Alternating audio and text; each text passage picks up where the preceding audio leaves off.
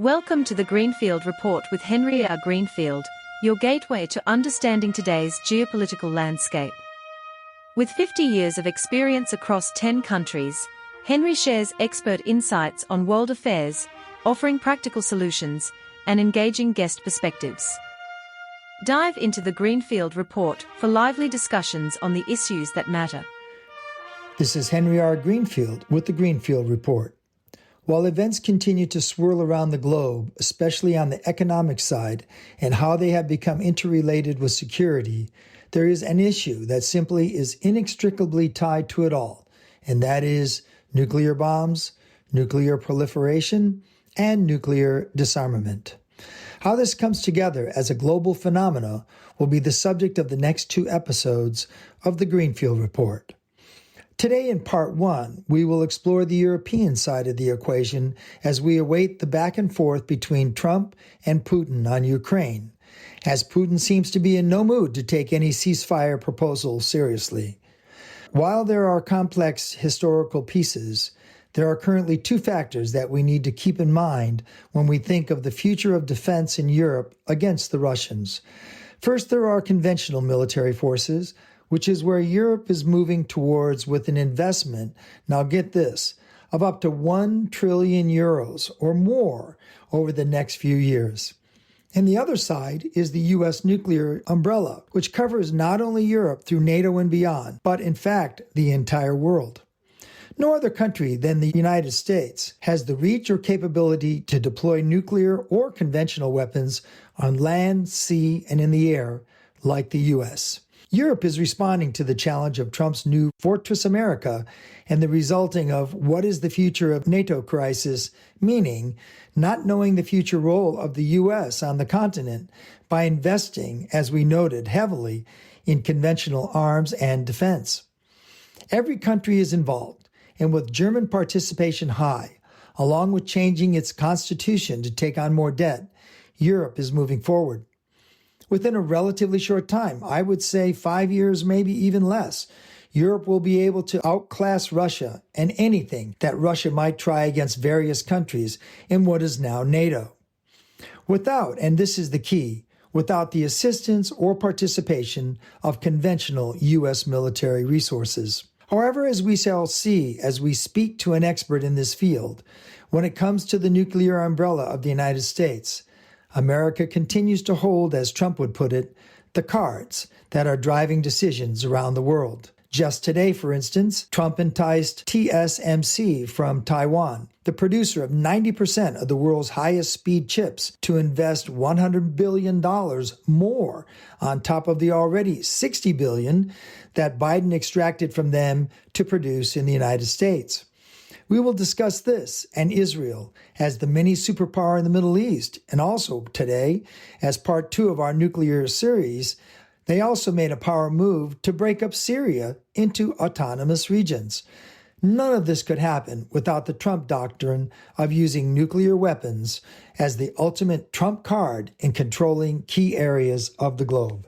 As part of our ongoing understanding on the changing and evolving situation between the United States and various hotspots around the world, where nuclear weapons continue to be a consideration, we have reached out to select experts in the field of nuclear disarmament and nuclear proliferation. As our audience is well aware, this is a complex subject that needs to be broken down in an overall direction, as well as specific instances and potential flashpoints. Today, we are proud to speak with Marc Finaud, one of the foremost experts in this field, and we are very pleased to have him on the Greenfield Report to give us some insights on several aspects which we wish to discuss. But first, we'd like to give you a little bit of background on who is Marc.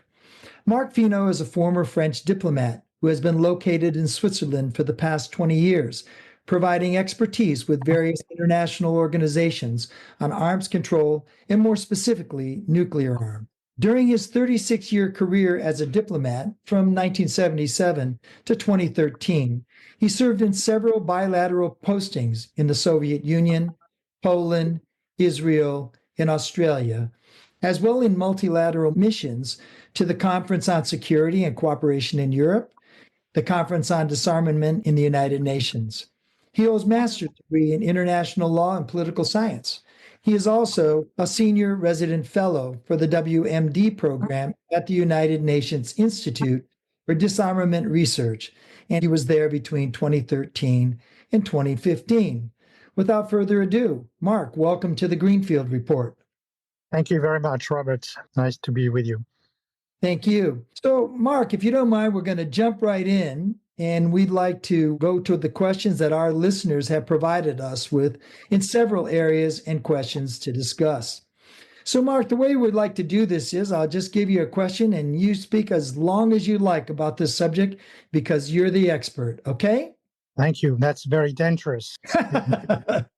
So the first question, which is the foremost question right now in the world on nuclear weapons and nuclear armaments is, can Europe replace the United States nuclear umbrella? Why or why not? Yeah, it's interesting, of course, that this question is being raised now. Of course, the second Trump administration, this statement, this almost alliance with Putin raises this question. Of course, it's not completely new since, of course, during Trump's first term, there were questions about the reliability and the credibility of Trump's, the United States support for Europe's security, for NATO, including extended nuclear deterrence. And there were questions asked, and the answers were not always clear. Now, of course, these fears are increasing, but at the same time, it's not absolutely sure that we're heading towards this completely new situation. First, because the United States is still a member of NATO, so is bound by the North Atlantic Treaty, and has been committing to support European security for many years, and because this was not done out of philanthropy or generosity. This is also because the security of the United States depends on this alliance. By the way, perhaps just a short parenthesis, maybe American audience perhaps forgot this, but the only time in history when Article 5 of the North Atlantic Treaty was triggered, that means assistance in case one member is attacked, this was when the United States was victim of the 9/11 attack. And European countries provided a lot of assistance in the United States, but of course also in the Afghan wars and the Iraqi wars, supporting the United States because they felt that this was part of this solidarity on which the alliance is based.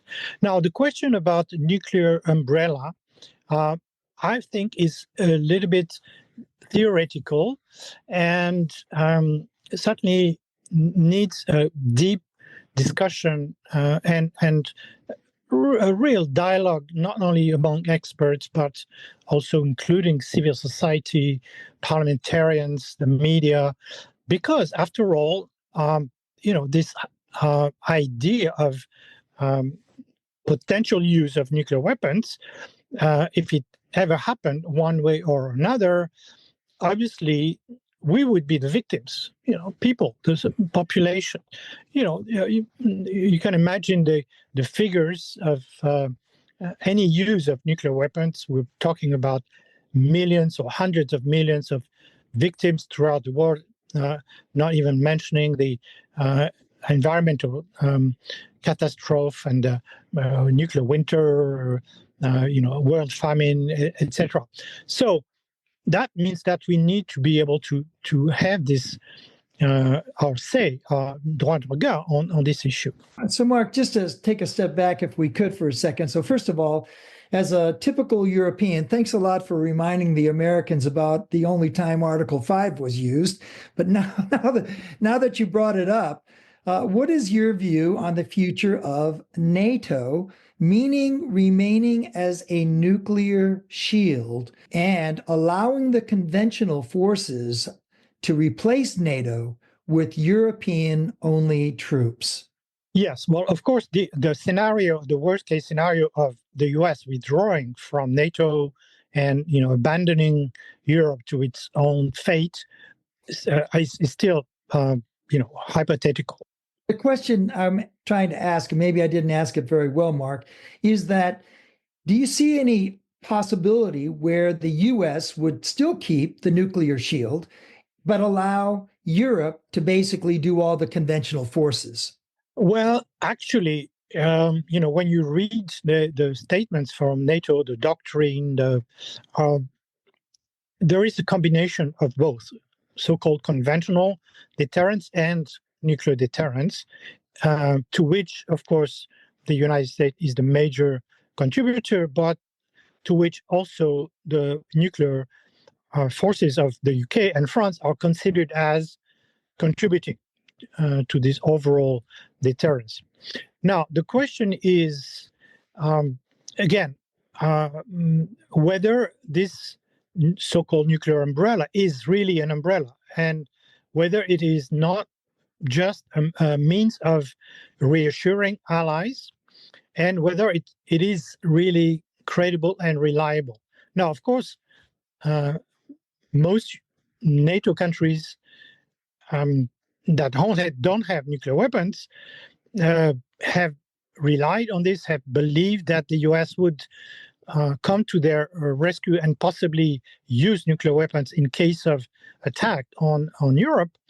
But there was never any absolute guarantee that this would be the case, because the question was always sort of pending: would the United States president risk the vitrification, the eradication of New York or San Francisco in case Berlin or Warsaw was attacked? Yeah, let me just ask about that. Okay, so let's just take this in a couple parts.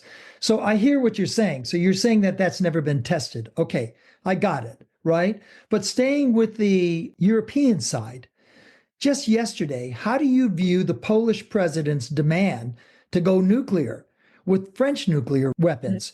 Is this provocative? Can he succeed with that? In other words, to break away from the US nuclear umbrella to have, let's say, a sub-umbrella with possibly, let's say, the US with its very vast nuclear armaments to still be there, but then begin to rely on France? Yes, of course.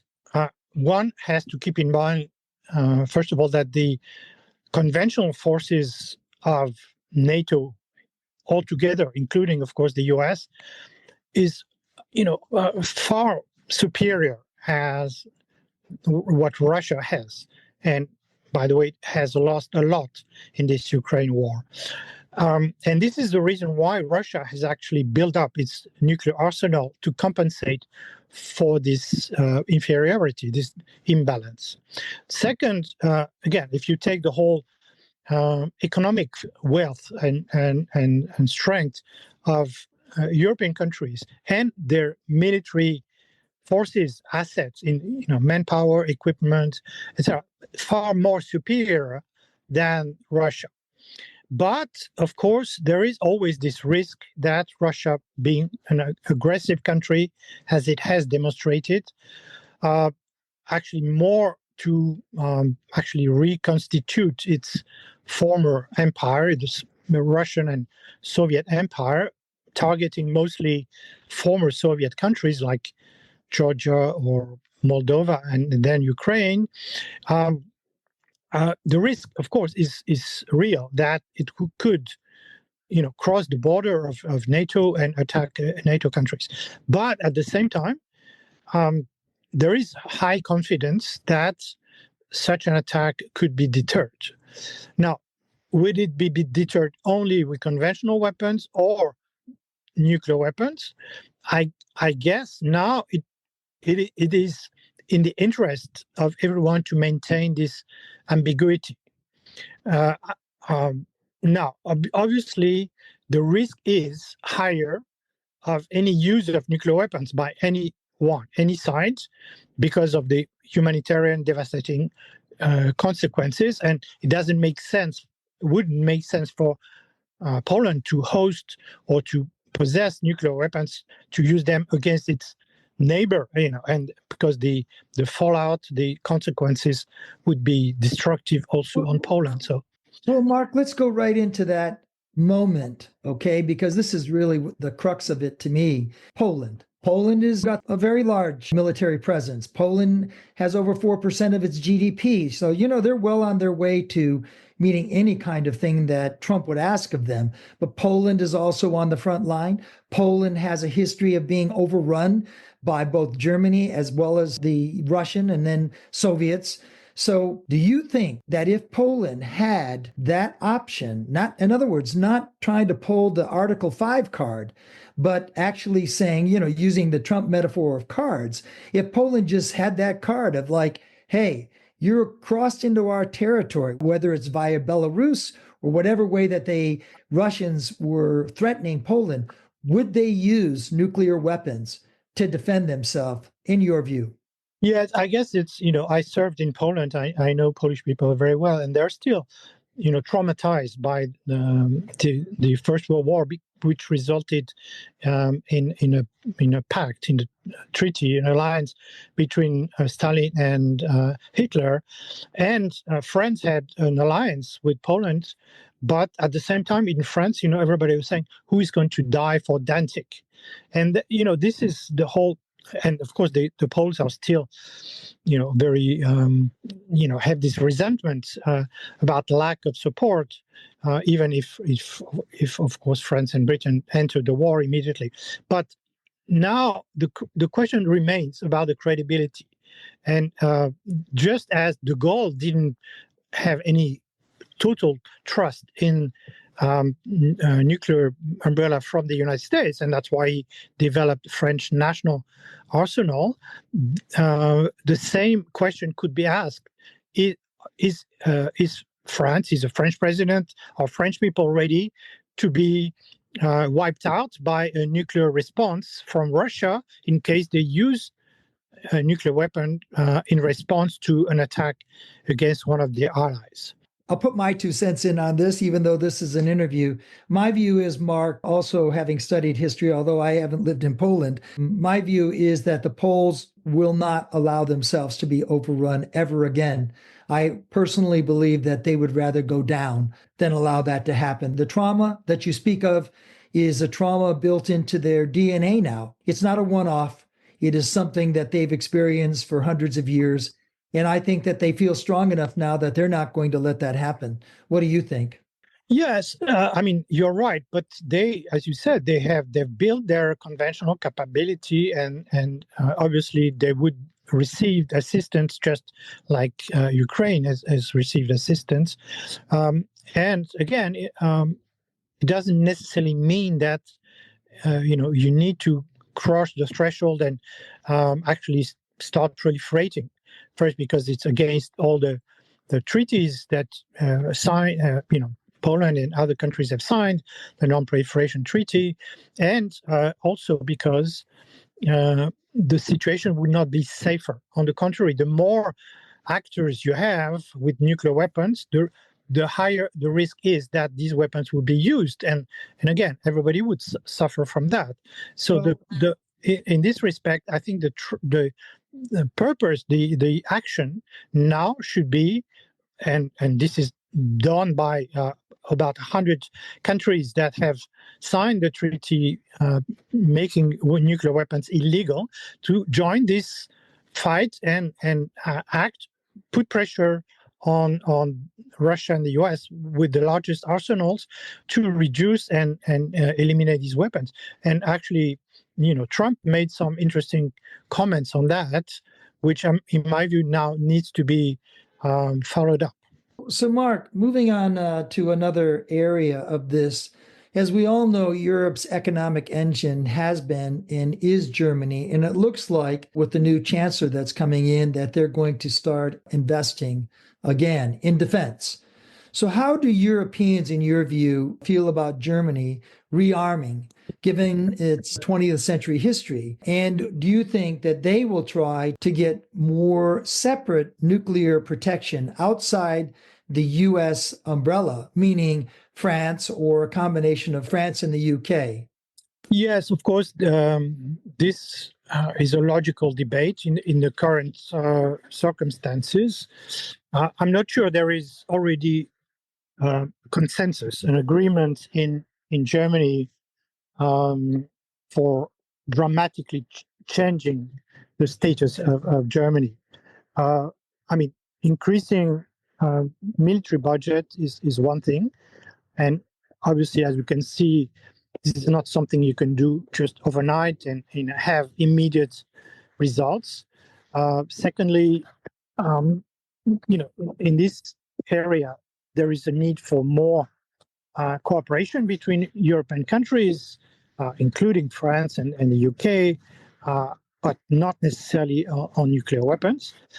And finally, if you look at all the polls, the opinion surveys in Germany, the majority of people are still, I wouldn't say pacifist, but they are more, I would say they are certainly not inclined to become a military superpower and even less a nuclear power, because there is really strong resistance, including to civilian nuclear power, as you know.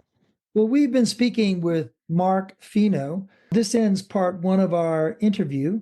Part two, we're going to discuss nuclear weapons in the rest of the world. So thank you, Marc, and we will be back with part two. Thank you for joining us on the Greenfield Report with Henry R. Greenfield. We hope today's insights into the ever-shifting geopolitical landscape have sparked your curiosity and broadened your perspective. Stay connected with us for more in-depth discussions and expert solutions. Until next time, keep exploring the world beyond the headlines.